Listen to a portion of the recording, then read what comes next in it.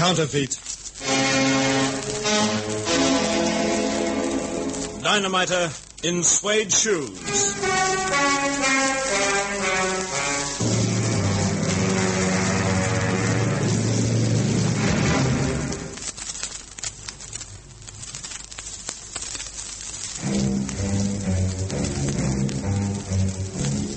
Hire purchase, a legal system for the purchase of goods by which they are obtained on hire, and each payment is also treated as part payment of the purchase price.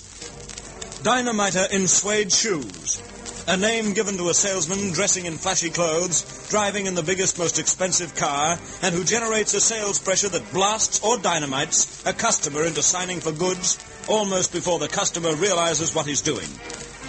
Combine the hire purchase system with the suede shoe dynamiter. Result? An enormous scheme which so far has cost the government of the United States of America $1.5 billion. In theory, this scheme is a magnificent thing. It is completely genuine. In practice, it is a magnificent swindle. It is counterfeit. 1934, Washington, USA. The government is looking for means to lift its nation out of the doldrums, to create jobs for men, markets for goods, encourage banks to lend money. So it passes a new act, the National Housing Act. In it is one particular law, known as Title I. It is quite simple. It means that in the field of property improvements, any homeowner may receive bank loans up to $2,500, payable within 30 months with interest. And the government will insure each bank against loss, insure every bank against non-payment of each loan. To police this new law, Title I, the government establishes a new department, the FHA, otherwise known as the Federal Housing Administration. Homeowners welcome it, use it. Trade is stimulated, currency circulation increased. And then the rot sets in.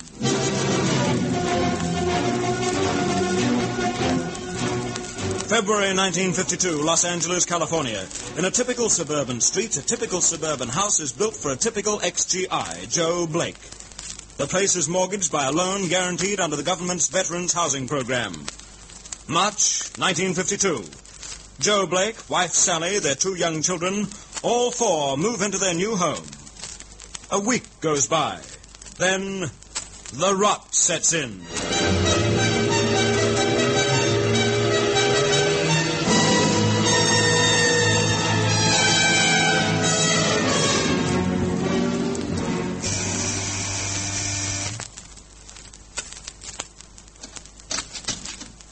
Yes? Now, good evening. Am I addressing the little lady of the house? Oh, why, yes. Blackman's my name, Al Blackman. Is the man of the house in, too? Joe. Oh, yes, he's in. Oh, wonderful, swell. Couldn't be better. I'd like a word with you 2 good folk together. Well, what's this about, Mr. Yeah, my card? Al Blackman, salesman specializing in the world's best and biggest and most efficient washing machines. Let's look at your hands. All red and sore looking. Washed up red. That's too bad. Yeah, that's too bad. Oh, gee, I wish we could afford a washing machine. The money don't grow on trees, you know. That's where you're wrong, Mrs. What did you say your name was? Blake. Oh, here comes my husband, Joe. Hey, what's going on, Sally? I was just telling your little lady here, Mr. Blake, she needs the biggest and best washing machine in the world. You ain't telling me nothing, mister.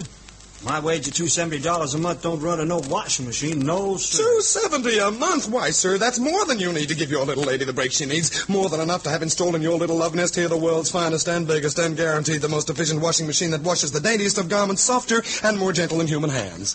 Is that so, huh? It really does that. Lady, would I tell a lie? Honest Al Blackman, they call me. Ask anyone. I've been on the road now for years, and I'm telling you there isn't one customer who don't welcome me back. No, sir, not one. Now, about this washing machine. Look, I'm sorry, buddy, but I guess we just ain't in the market. We can't afford it. Can't afford it, Mr. Blake. If you only knew, if you only... Look, can you spare me a few moments? You're just the kind of folk I like.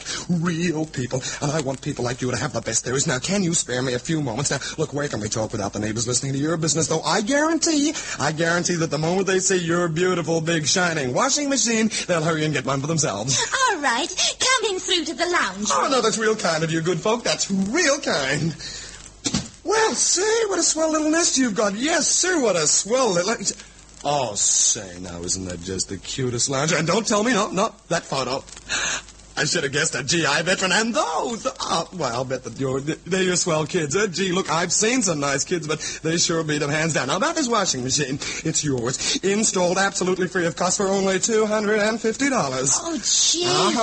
Well, that's out, Sally. You know I only make $270 a month. Now, hold your horses, folks. Hold your horses. I can see that you don't know about Title I loans for the homeowner. Title I loans, guaranteed by the FHA, means you get a loan, no questions asked, up to $2,500 for such things as washing machines, heating and ventilating equipment, air conditioning, garbage disposal units, water softeners, installation, even for new roofing, patios, porches, and painting, all for a couple of dollars a week. Now, look, it's about time you people, you good, real people, were able to get something decent for yourselves for once. Now, that is why my firm's joined up with the government. Good old Uncle Sam, to make these low-payment FHA Title I loans possible. Sure, that's swell, but listen... Joe, don't interrupt. I'm interested if you ain't. Now, what was you saying, Mr. Blockman? Yeah, but Sal, listen. Oh, quiet, Joe Blake. Now, look, like I say, my firm's joined Uncle Sam. So that figures that you know that what we're selling must be the best there is, if the government guarantees the loans. Now, look, I'm tired of seeing good folk like you kicked around and told that they can't have things just because they can't fork over the cash at once. Mr. Blockman, that's just what I keep telling Joe here. Isn't it, Joe? Yeah, but I ain't got enough dough to spend on no washing machine. Oh, pardon me, Joe. You don't mind me calling you Joe, do you? Call me Al, everybody does. Now, Joe, now listen, you got it all wrong, Joe. You have. You don't have to fork out $250. Uncle Sam does. Well, look, I don't figure that, mister. I don't see it. Now, look. Now, you signed this contract for a new washing machine. Now, I hand the contract to my firm. The firm installs the machine pronto.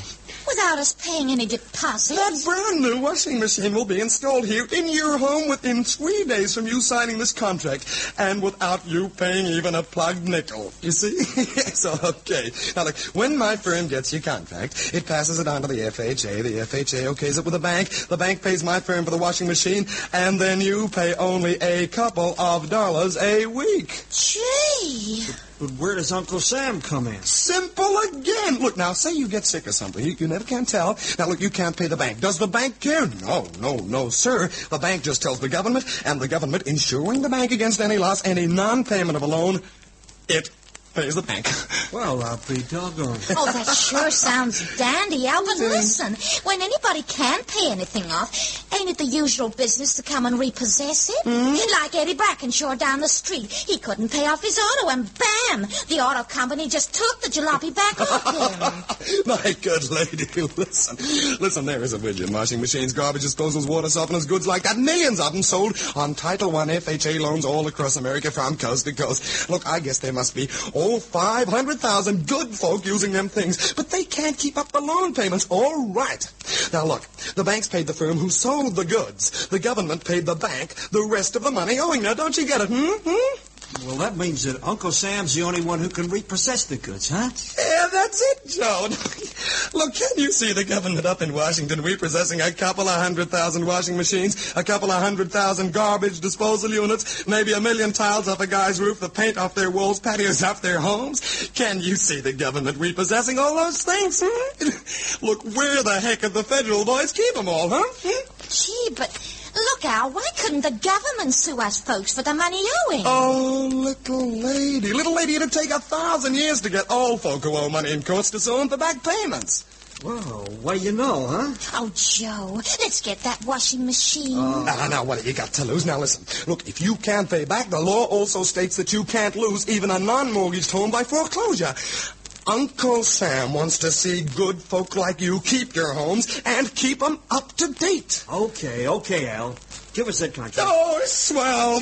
I'll bet that makes your little lady happy. I say it does. Oh, gee. A washing machine. I won't be boiling out the kids now for messing up the clothes. No, of course you won't. Now, look, while we're on the subject, do you good folk realize that you're in a hard water area? Because you are, you know. So while you're about it, why don't you sign up for water softener? Hey, now, wait a minute. What the heck's the good of that? Yeah, I can't see no good coming from one of them things. No? Now, look, hard water only ruins your clothes, and it ruins your health. And the health of your kids, too. It does? You just ask any doctor. Ask your local health authority. They'll all tell you that hard water ruins your health and clothes. The same as if you don't have a garbage disposal unit, you attract rats, and rats bring diseases right here inside your home. Yes, sir. The same as you good folk that enjoyed better health, and the kids a nice place to play if you'd fix a patio on the house. Somewhere nice to relax in, the kids to play, and it'll sure increase the capital value of your home. And I can get a loan to cover all these things? Up to $2,500. Listen, just how is this for a swell proposition? I just thought of it. Now, listen, you sign up for a washing machine, a water softener, garbage disposal unit, a nice wide patio, some real good wall insulation to keep you warm now when it's coming, and it'll keep the inside cool in summer. And all that'll come to around $2,000. Okay, go the lot. Take out a Title I FHA loan for $2.5 grand. Use the extra $500 so you can take this little lady here and your kids on a kind of vacation that they deserve.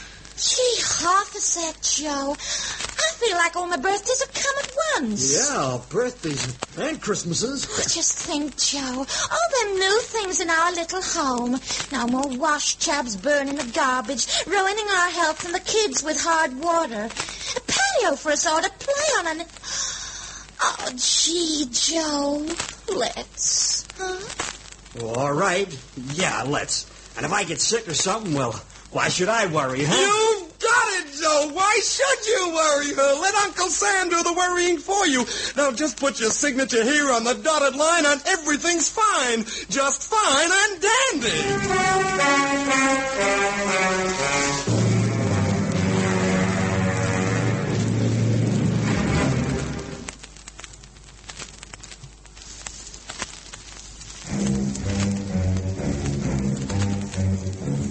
Today in the United States, what was a good law in 1934 is still a good law, in theory.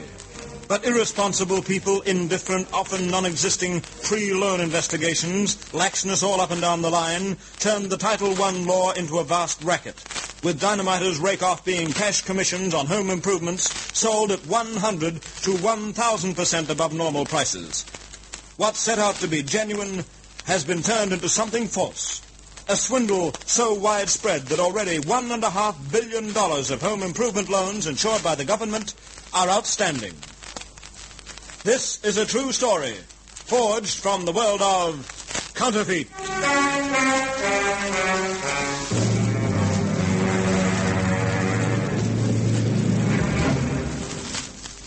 Counterfeit was written by Ronald Ingleby. Your narrators were John Mellion and Charles Tingwell. And the program was produced by Walter Pym for our Transer.